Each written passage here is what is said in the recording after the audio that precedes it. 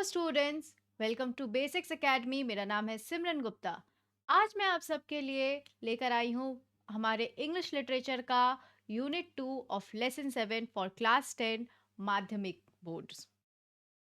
Now the cat. जैसे कि हमने यूनिट 1 में ऑलरेडी जाना है कि कैट का जो कैरेक्टर है या किरदार है वो कई ज़्यादा है। ठीक है, इतना ज़्यादा है एक ह्यूमन के कंपेयर में, और वो अपने लाइफ से बहुत ज़्यादा सैटिस्फाइड होते हैं।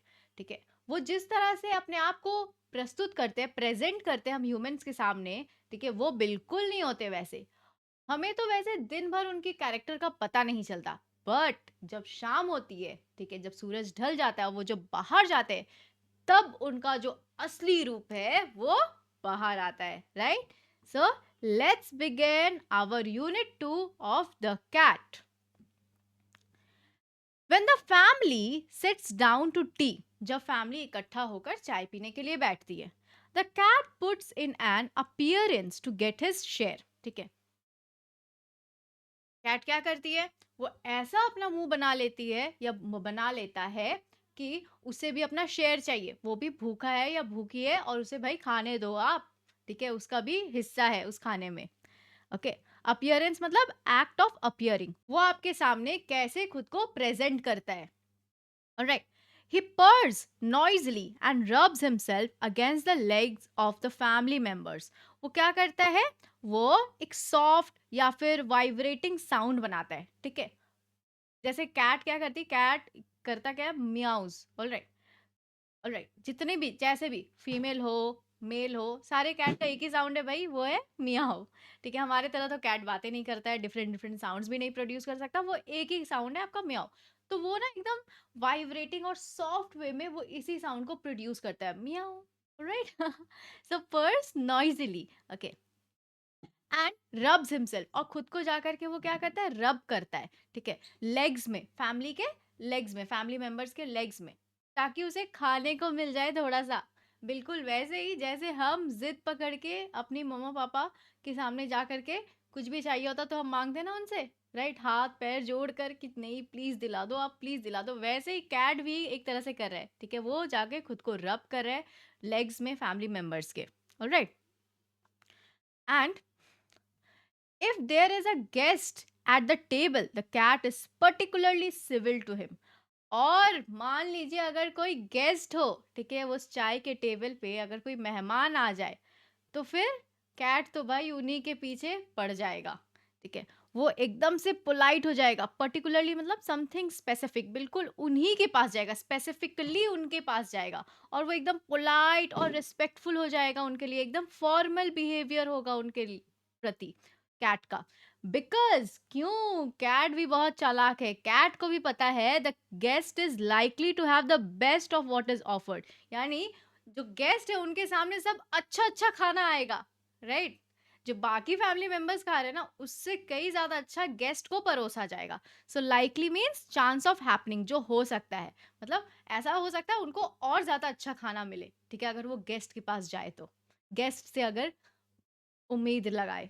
Alright, so sometimes, instead of giving him something to eat, the guest stoops down and strokes the cat and says, "Poor pussy, poor pussy." तो ज्यादातर गेस्ट क्या करते हैं? उनको कुछ खाने के लिए तो देते नहीं है। जब कैट उनको अप्रोच करते हैं, ठीक है, या फिर उनके पास जाते हैं, वो क्या करते हैं? वो सिर्फ आ करके झुक करके कैट को ऐसे स्ट्रोक, ऐसे सहला देते हैं और बोलते हैं, पुअर पुसी, बेचारा बिल्ली, बेचारा बिल्ली। ठीक है, इस तरह से। स्टूप्स का मतलब टू बेंड फॉरवर्ड और डाउनवर्ड, और स्ट्रोक्स का मतलब क्या होता है? To move hands gently on something. Now the cat soon tires of that, और जो बिल्ली है भाई, वो ये सुन सुन के थक चुका है। पुअर कैट, पुअर पुसी, क्या होता है ये सब भाई, मुझे खाना दो। ठीक है, उसे चाहिए होता है खाना। ऑलराइट, सो टायर्स का मतलब होता है टू बिकम एग्जॉस्टेड, बिल्कुल थक जाना। ठीक है, he puts up his claws and quietly and but firmly rakes the guest in the leg. और वो क्या करते हैं? वो अपने पंजों को, जैसे देख रहे हैं ये पिक्चर में, ठीक है, कैसे इस बिल्ली ने उंगली को पकड़ रखा है अपने पंजों से, वो पंजा मारना शुरू करते हैं। कहाँ? गेस्ट के लेग में। ठीक है, फर्मली मतलब एकदम स्ट्रॉन्ग मारनर में। ठीक है, एकदम जोर से पंजा मारना स्टार्ट करते हैं। रेक्स का मतलब होता है टू स्क्रैच द सरफेस, ठीक है, उनके पैर को ऐसे नोचना, स्नैच करना चालू करते हैं। ऑलराइट, फिर क्या होता है? ओह, सेज द गेस्ट। ओह, अब तो गेस्ट को लग गई है चोट, ठीक है, बिल्ली ने नोच दिया है, ठीक है। The cat stuck his claws into me. और गेस्ट क्या बोल रहे हैं, ठीक है, कि जो कैट है, आपकी जो बिल्ली है, ठीक है, उसने मुझे पंजा मार दिया है।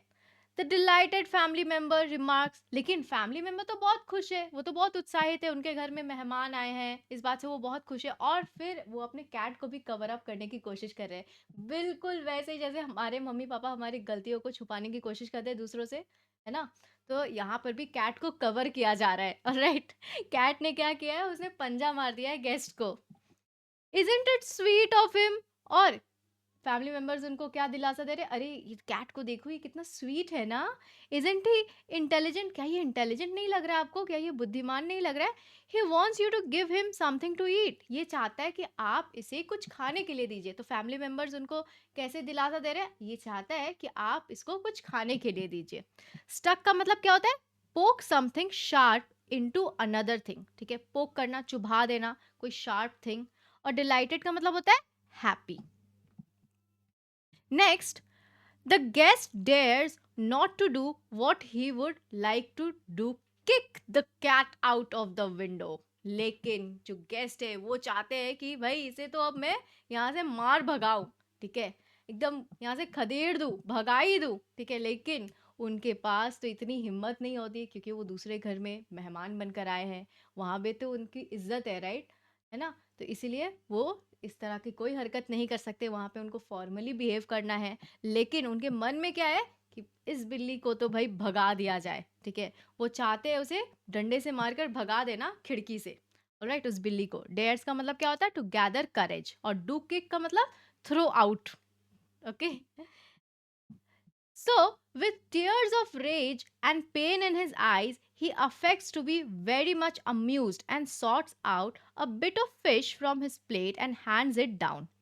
लेकिन उनके आंखों में क्या है? गुस्सा है। The tears shed as a result of extreme anger, ठीक है, वो बस आंसू बहाकर अपने गुस्से को आंसू में बदल कर वो रह जाते हैं चुप, ठीक है, वो कुछ नहीं बोल पाते उस बिल्ली को। उनके मन में तो बहुत ज्यादा गुस्सा है, ठीक है, उस बिल्ली के लिए। उसने नोच दिया है भाई, स्नैच कर दिया है, या फिर बोल सकते हैं आपने पंजा मारा है उनके पैर में।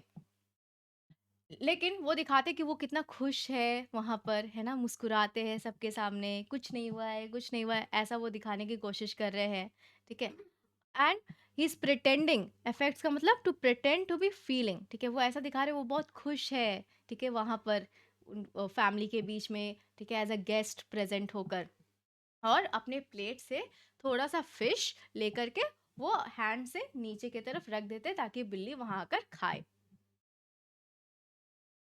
Then the cat gingerly receives it. Gingerly मतलब इन अ केयरफुल वे। और कैट को तो भाई वो चाहिए था, वो उसे मिल गया खाना, fish. With a look in his eyes that say, another time my friend, you won't be so slow to understand. अगली बार अगर आप आए ना, आप इतने धीरे नहीं समझेंगे कि मुझे क्या चाहिए है, ठीक है, आप बहुत जल्दी समझ जाएंगे अगली बार आप अगर इस घर में वापस गेस्ट बनकर गया है। ये कौन कह रहा है? ये अपने आंखों से वो बिल्ली इशारा कर रही है, ठीक है, उस गेस्ट को। Alright, then he purrs as he retires to a safe distance. Purrs का मतलब soft and vibrating sound made by cats. Retires का मतलब क्या होता है? Withdraw to more private place, यानी कोई सेफ जगह, कोई एकदम प्राइवेट जगह में चले जाना, ठीक है, जहाँ कोई ना आए, ठीक है, किसी का प्रेजेंस ना हो।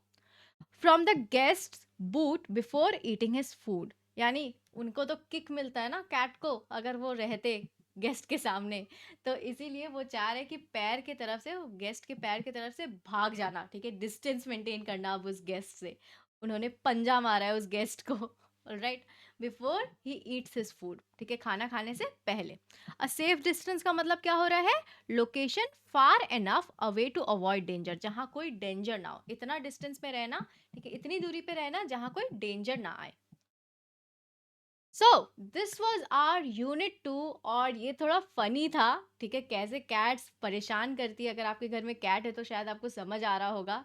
और आप रिलेट भी कर सक रहे होंगे ये कितना फनी सिचुएशन होता है, राइट? जब कैट इस तरह की हरकत करती है और हमें उन्हें कवर अप करना पड़ता है, ठीक है? तो बिल्लियाँ भी बहुत बदमाश होती है। So if you have any doubts in unit 2, please comment your doubt और हम मिलते हैं नेक्स्ट वीडियो में।